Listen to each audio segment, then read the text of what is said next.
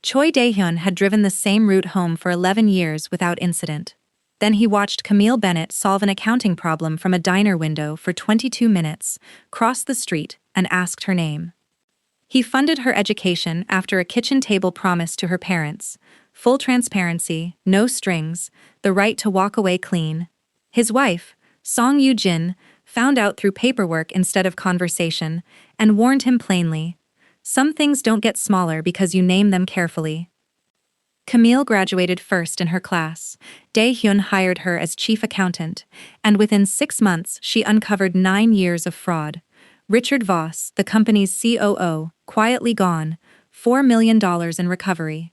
That same night, Dae-hyun finally said what he'd been managing around for 3 years. Camille said she'd been waiting to hear it. Somewhere across Chicago, Song Yoo-jin was no longer warning anyone. She had already decided exactly how far she was willing to go. Welcome back. If this is your first time here, Part 1 is everything you need. Subscribe and hit the bell so you never miss what comes next. Now let's get into Part 2. Song Yoo-jin met Richard Voss for the first time 9 days after his termination, in a hotel bar on the near North Side, chosen specifically because neither of them had any professional reason to be seen there together.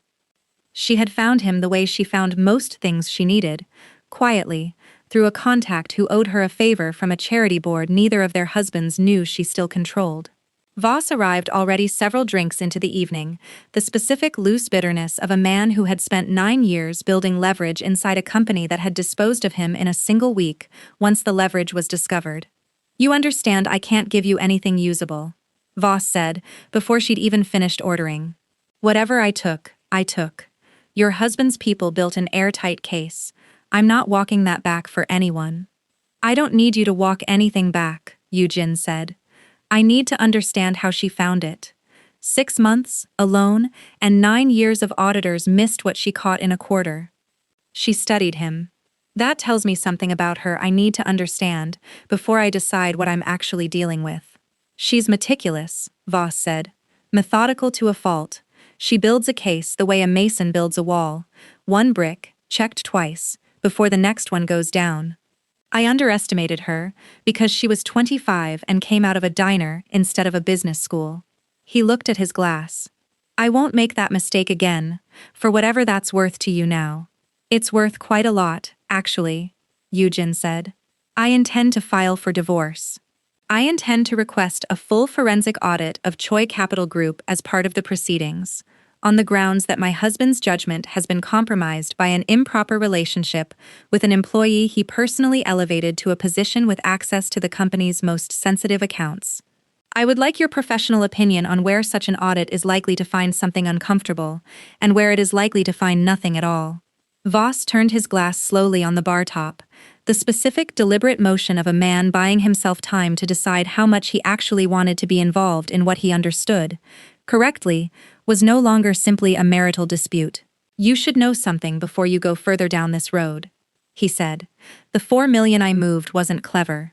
It was patient. 9 years of small enough amounts that nobody had a reason to look twice. Your husband's real vulnerability was never the money. It was that he trusted the people closest to him completely and never once built a system that assumed one of them might not deserve it." "That sounds like advice," Yoo-jin said. "Consider it a professional observation," Voss said. "Whatever you're building against him, don't build it around the audit alone. Auditors find numbers. They don't find the specific arrogance of a man who's spent 20 years being right about everything and has stopped imagining a version of events where he isn't." "You're not fond of him," Yoo-jin observed.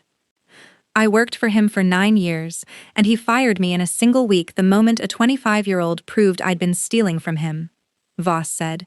"Fondness isn't really available to me anymore. But I'll tell you honestly, the part that stings isn't that he fired me. It's that he never once, in 9 years, looked at my numbers the way she did in 6 months. That's not arrogance. That's simply a man who trusted the wrong things to stay invisible." Voss was quiet for a long moment, something calculating moving behind the bitterness. "You're not asking me to help you hurt him financially," he said slowly. "You're asking me to help you build a narrative where the woman who exposed my fraud looks like she orchestrated her way into his bed and his balance sheets on the same afternoon." I'm asking you to tell me what you actually know, Yoo-jin said. What you do with that information afterward is your own business. I would only remind you that a man in your position, with a pending restitution order, might find a friendly relationship with the soon-to-be former Mrs. Choi considerably more useful than an adversarial one. Voss studied her for a long moment, and something in his posture shifted.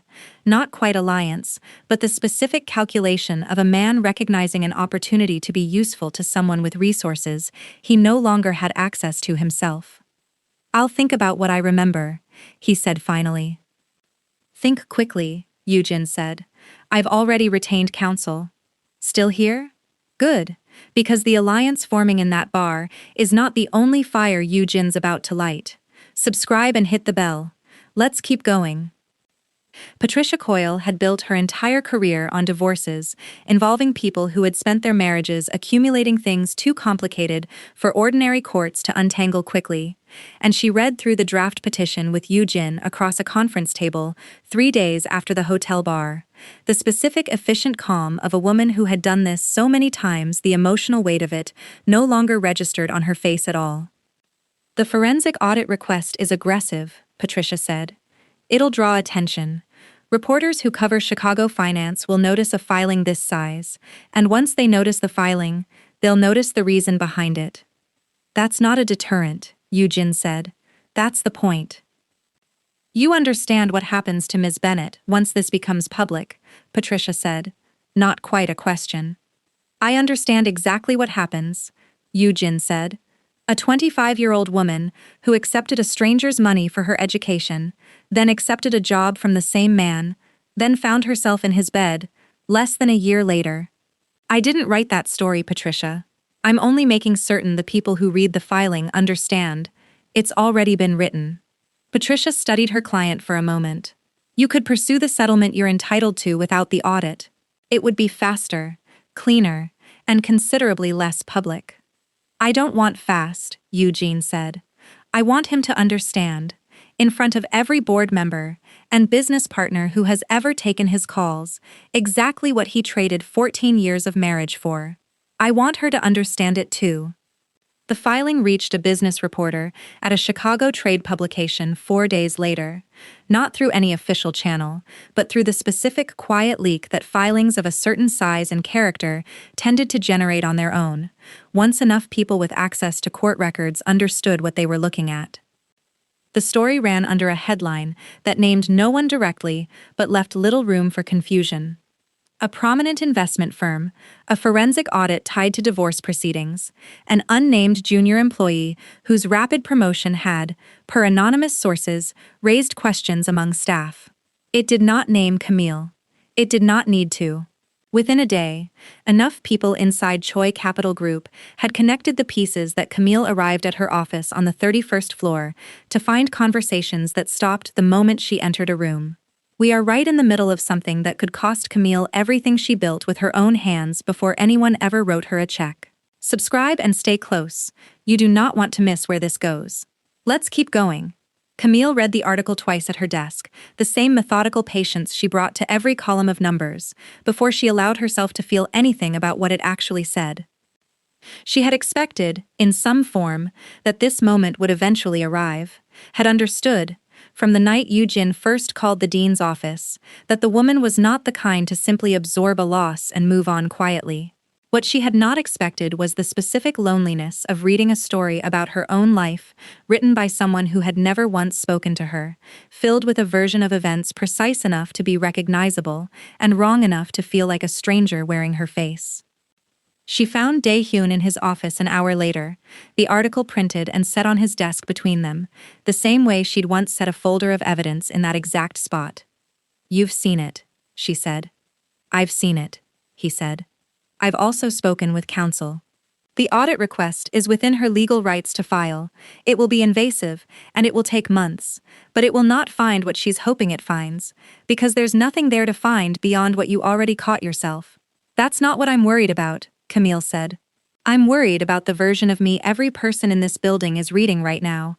I built this position with a paper trail thick enough to survive a forensic audit. I didn't build it thick enough to survive a headline." "Then we build that too," Dae-hyun said. The same way we built everything else. Directly, with the truth, instead of managing around what people assume. That's easy for you to say, Camille said, and something in her voice cracked slightly, the first time Dae-hyun had heard it do so since the diner. You're the man in the story. I'm the woman people assume climbed into your bed to get here. Nobody's writing an anonymous piece questioning whether you deserve your own name on the building. Dae-hyun was quiet for a long moment, something in his expression absorbing the specific unfairness of what she'd said, because he understood, watching her, that she was entirely right. You're correct, he said. And I don't have a version of this where that unfairness disappears simply because I want it to. What I can offer you is this. I will not let this cost you anything you actually earned. Not the degree, not the position, not the case against Voss, which stands on its own regardless of what anyone believes about the two of us. If you want to walk away from me to protect the rest of it, I will understand that completely, and I will not make it harder than it already is. Camille looked at him for a long moment, the office quiet around them, the same stillness that had once settled over a diner window 3 years and 1 clerical error ago. I didn't say I wanted to walk away, she said. I said I was tired of being written about by people who've never spoken to me. There's a difference, and I need you to hear it clearly, the same way I've always needed you to hear things clearly, instead of managing around them. He nodded slowly. Then tell me what you actually need from me right now. Not what you think I want to hear. What you need. She considered the question with the same care she gave everything. I need the board to hear the audit findings from me directly, before Patricia Coyle's filing turns it into something they only understand secondhand through a headline. I need to walk into that room as the accountant who caught 9 years of fraud in 6 months, not as the woman a divorce filing is currently describing. If I let this story get told about me, instead of by me, I lose control of it permanently, and I've spent my entire life clawing back control of things other people decided to take from me first. I can arrange that, Dae-hyun said. The board meets Thursday. I'll have you on the agenda. Not as a favor, Camille said. As the chief accountant whose findings they're going to be asked to evaluate under an outside auditor's scrutiny in a few weeks anyway. I'd rather they hear it from someone who actually did the work before they hear it filtered through someone who's never read a balance sheet in her life. Agreed, he said. Though I'd ask you to consider one thing before Thursday. Some of those board members remember my father. They are not going to separate the accountant from the story as cleanly as you're hoping. I know, Camille said. I'm not hoping they separate it cleanly. I'm hoping they see enough of the real version that the false one stops being the only one available to them. Watch what happens when Yoo-jin decides the headline wasn't loud enough. Subscribe and hit the bell. The next part of tonight changes the shape of this entire fight. Let's keep going. Yoo-jin requested a meeting with Camille directly, through Patricia Coyle's office, 3 days after the article ran. A request Camille could have declined, and chose, after a long conversation with Dae-hyun she insisted on having without him present, not to. They met at a restaurant in the Loop that Yoo-jin selected specifically for its visibility, the particular kind of public setting that made confrontation considerably harder to escalate past a certain point of composure. You look tired, Yoo-jin said, once they were seated. I imagine the last week has been considerably harder than the 18 months before it. It has, Camille said. I'm not going to pretend otherwise to make either of us more comfortable. I appreciate the honesty, Yoo-jin said. It's more than I expected. She studied Camille for a long moment. I want to understand something, and I'd like an honest answer rather than a rehearsed one. When you found Voss's fraud, did you consider burying it? A quieter version, one that protected the company's reputation and left your own position considerably less exposed to scrutiny? No, Camille said. I considered exactly one version of that discovery, the true one, delivered completely, the same night I found the last piece of it. Even knowing what it would eventually expose about your own position here. I didn't find the fraud to protect my position, Camille said. I found it because it was my job, and because I promised your husband's employees, before I ever took this role, that I would look away from nothing. That includes things that might complicate my own life afterward. Yoo-jin was quiet for a long moment, something moving behind her composed expression that Camille recognized, unexpectedly, as genuine reconsideration rather than performance. I have spent 14 years building a life around a man who stopped being present in it long before you existed in his, Yoo-jin said finally. I am not angry that he found something real. I have suspected, for longer than I've admitted to anyone, that whatever we had stopped being real, years ago. I am angry that I am the one who has to dismantle 14 years of my own life in public, in a courtroom, in a business press that will print every uncomfortable detail, while the two of you get to build something new in the wreckage of it. That's a fair thing to be angry about, Camille said quietly. I don't think I'd feel differently in your position. I don't want your sympathy, Yoo-jin said, some of the sharpness returning. I want you to understand that I am not finished. The audit will proceed, the settlement negotiations will be difficult, and I intend to make them exactly as difficult as the law allows.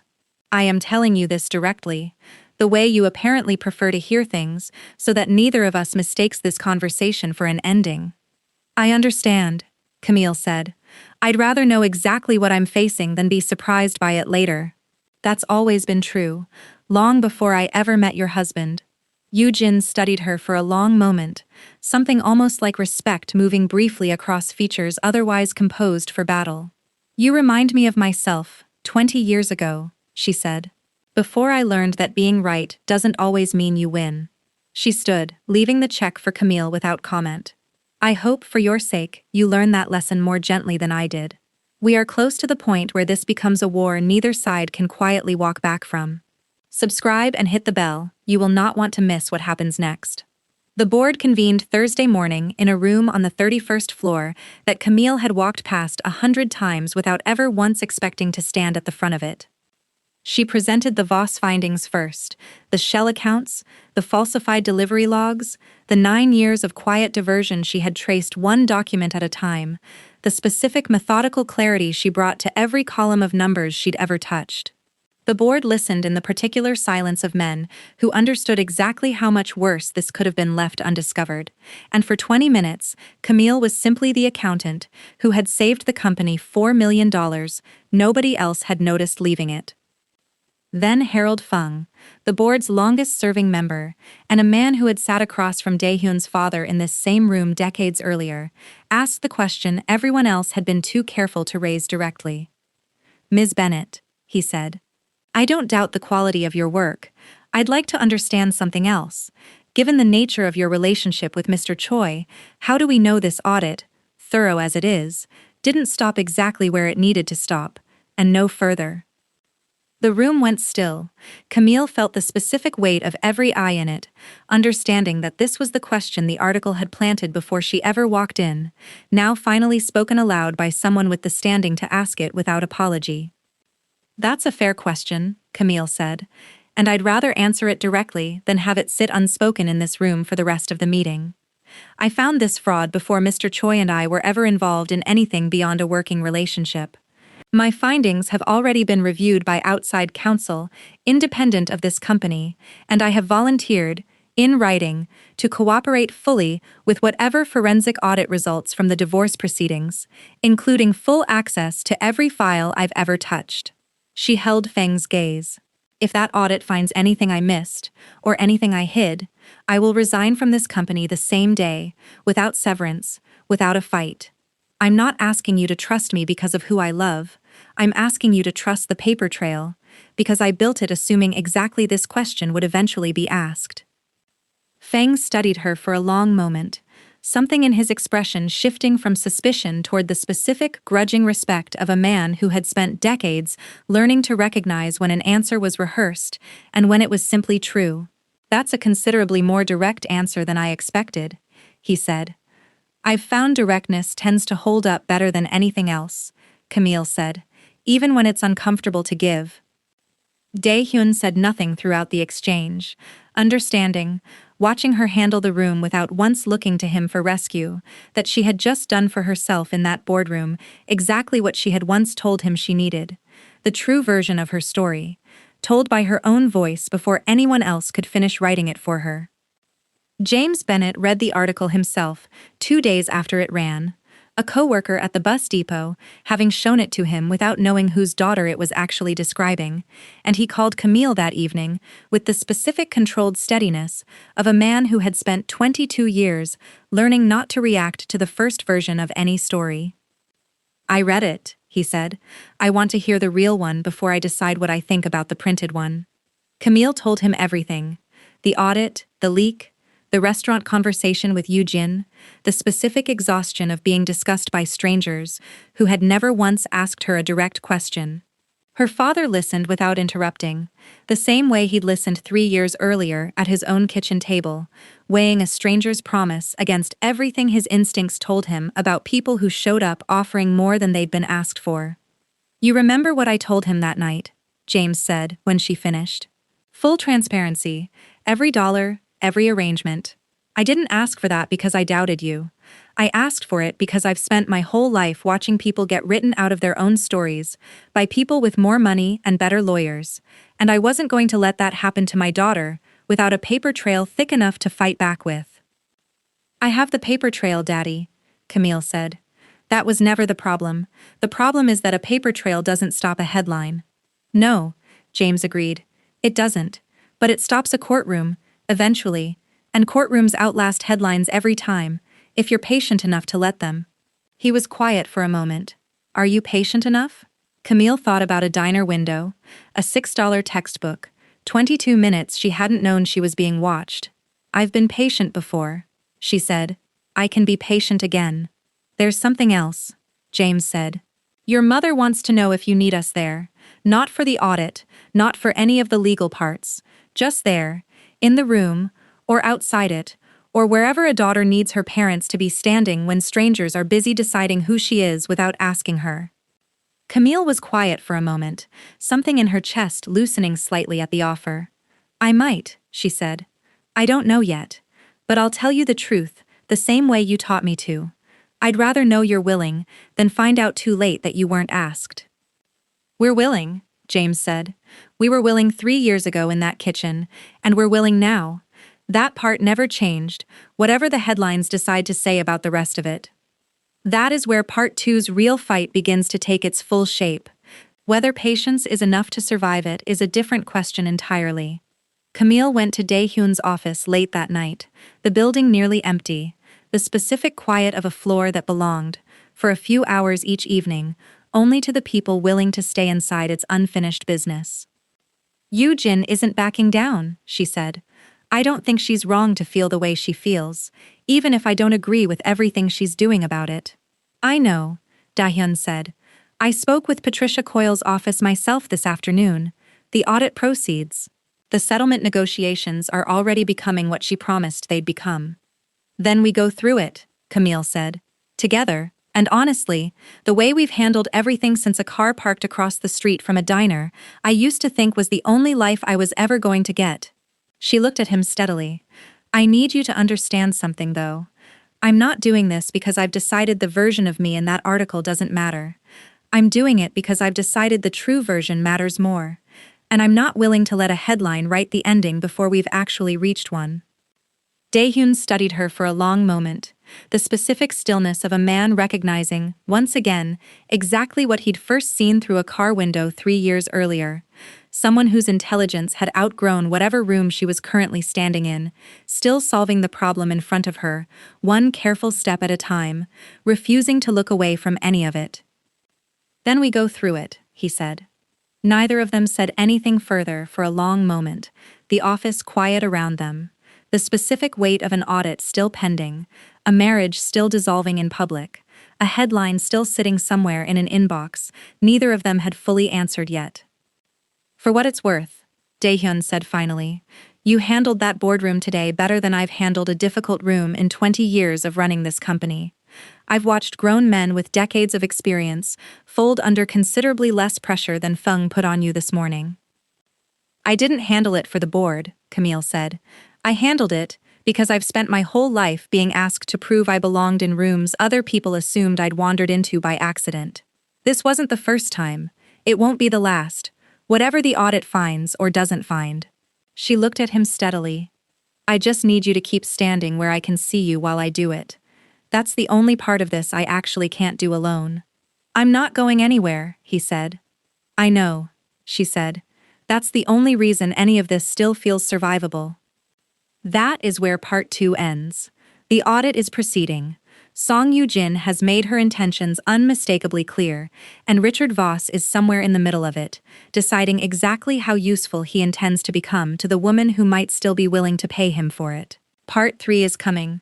Subscribe, hit the bell, and tell me in the comments, do you think Voss actually helps Yoo-jin, or does he have his own reasons for staying quiet? I read every single one. Don't go anywhere.